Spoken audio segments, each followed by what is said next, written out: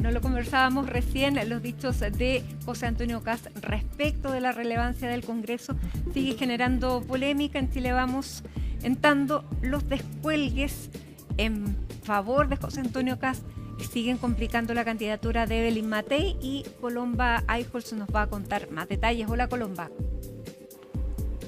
Muy buenas tardes, Matías. Y esas eran declaraciones que ayer provenían desde el Congreso, luego de este encuentro que encabezaron los tres candidatos presidenciales, José Antonio Kast, Janet Jara y Evelyn Matei. Pero hoy son críticas que provienen desde La Moneda, específicamente por parte de la ministra vocera Camila Vallejo, quien criticó las declaraciones del candidato presidencial del Partido Republicano, José Antonio Kast, quien, recordemos, ayer participó del encuentro Moneda Patria Investment, convocado justamente por esta empresa de inversiones, que invitó, como ya decía, a los tres abanderados, donde en la exposición de José Antonio Kast, justamente él hablando de la eficiencia del Estado, de las instituciones, y se convierte en presidente de la República, dijo que el Congreso era importante, pero no era tan relevante como ustedes creen, le decía a la audiencia, automáticamente generando reacciones en el Congreso, quienes incluso esbozaron de las declaraciones del candidato presidencial José Antonio Kast que él gobernaría eventualmente vía decretos, algo que luego aclaró el candidato presidencial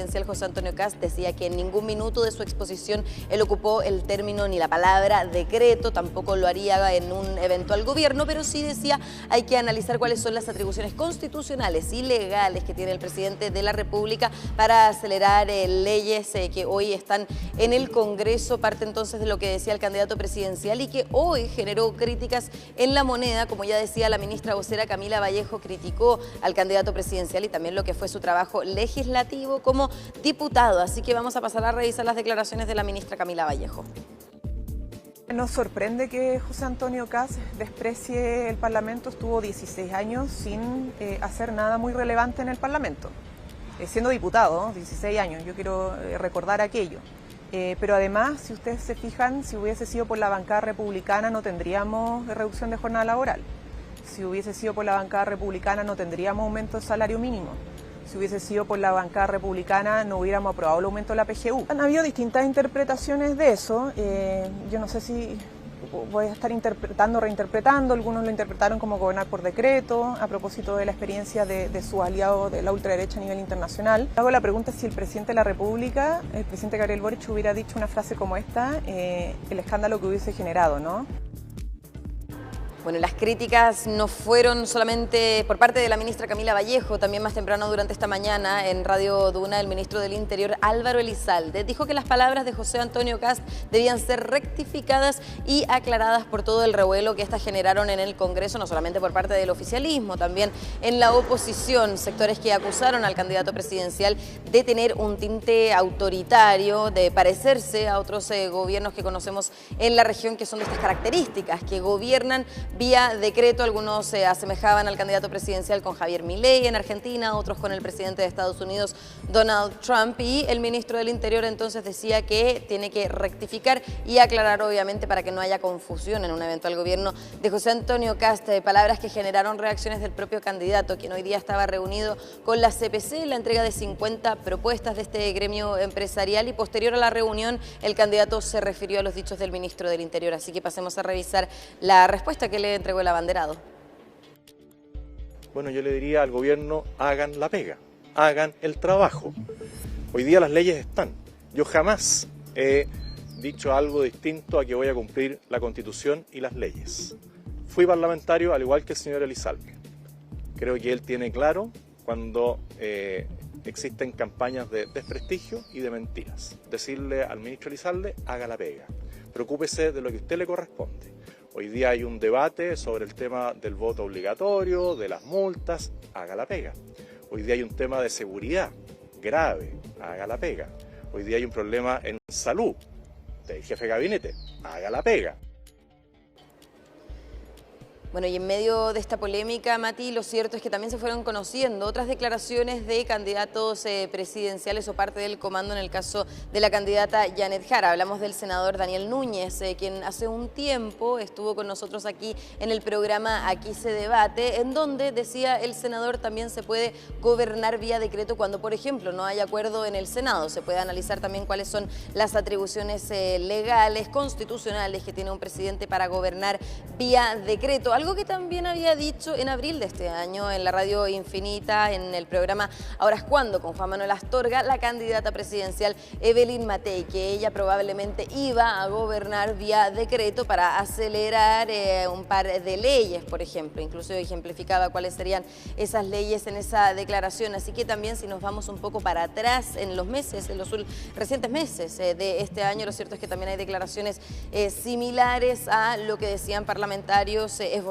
de las declaraciones del candidato presidencial Matei, que también vale recordar, y él lo aclaró, no utilizó la palabra decreto, tampoco decía que va a gobernar por esa vía, simplemente que iba a analizar cuáles son las atribuciones del mandatario, legales y también constitucionales, para poder acelerar, para hacer más eficaz el poder legislativo, por lo menos lo que es la tramitación de las leyes de nuestro país. Ahora, también en la oposición hay diferentes polémicas que se han dado durante esta jornada, no solamente la que tiene que ver con estos decretos y las declaraciones de José Antonio Kast, sino también una polémica que se está dando por lo que ya conocemos como descuelgues al interior de Chile Vamos de la candidatura de Evelyn Matei. Hoy se conoció también la del alcalde de Tucapel, el militante de Renovación Nacional, que dijo que él iba a votar por José Antonio Kast. De alguna manera también esto fue desdramatizado desde Chile Vamos en el Congreso, así que también vamos a pasar a revisar las declaraciones de quienes hoy militan en Chile Vamos y también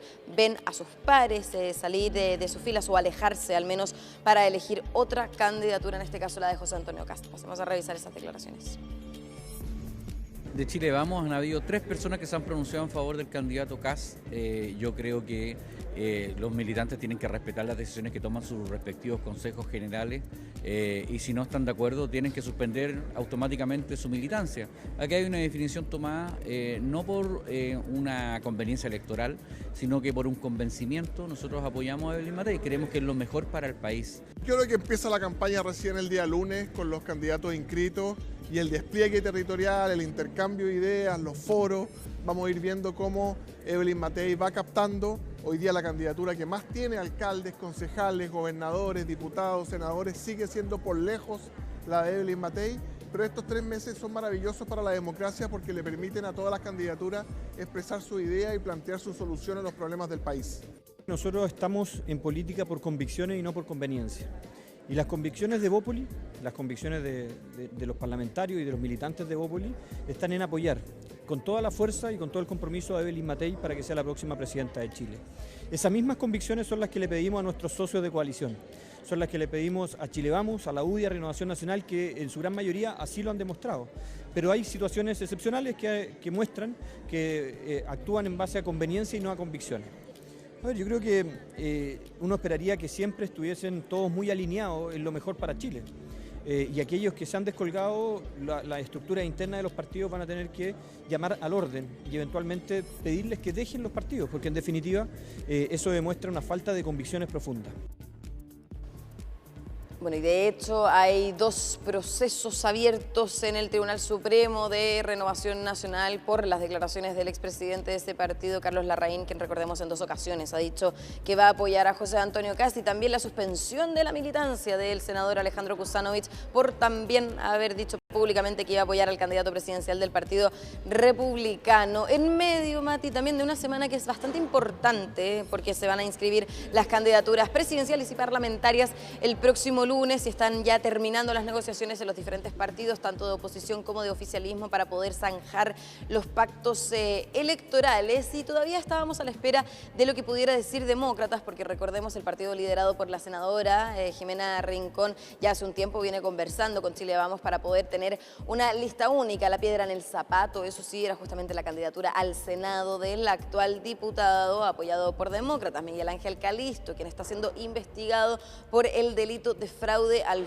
fisco. Todavía, de hecho, se está esperando que pueda apelar a la Corte Suprema por el desafuero que ya fue autorizado, ¿no es cierto?, por la Corte de Apelaciones. Y es en ese sentido que desde Demócratas dijeron que van a seguir apoyando la candidatura, van a respetar la presunción de inocencia del diputado Miguel Ángel Calisto y que no van a ceder ese punto en la negociación, que tiene que ahora estar a disposición ese argumento de Chile Vamos y ver qué hace esa coalición respecto a esta condición que está poniendo Demócratas. Así que vamos a pasar a revisar las declaraciones de la senadora y presidenta de Demócratas, Jimena Rincón.